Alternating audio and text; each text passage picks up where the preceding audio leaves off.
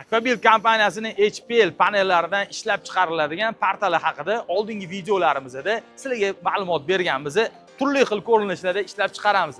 Yana bitta yangi ko'rinishini qo'ydik.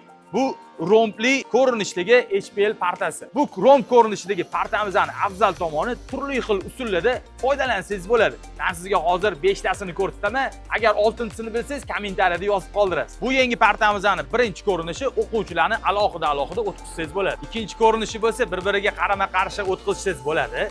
Agar kompyuter bo'ladigan bo'lsa, kompyuterni o'rtaga qo'ygan holatda kompyuterdan ham foydalanishlari mumkin. Bu bo'lsa uchinchi ko'rinishi. Maktabingizda yoki bog'changizda to'garaklarda qatnashayotgan o'quvchilaringizni mana shu ko'rinishda o'tkazishingiz mumkin. Sizlar ko'rib turganinglar bo'lsa, bu 4-ko'rinish bo'ladi. Bunda demak to'garakda yoki zakovat o'yinlari o'tkazayotganingizda albatta bu ko'rinish sizga kerak bo'ladi. Endi men hozir sizlarga 5-ko'rinishini ko'rsataman, akalar. Katta davralar uchun mo'ljallangan, ya'ni ko'p sonli o'quvchilaringizni mana shunaqa o'tkazib turib, to'garaklar yoki zakovat o'yinlarini o'tkazishingiz mumkin. Istasangiz bu ko'rinishda, xohlasanglar bu ko'rinishda sizlarga partalar kerak bo'ladigan bo'lsa, bemalol murojaat qilishingiz mumkin.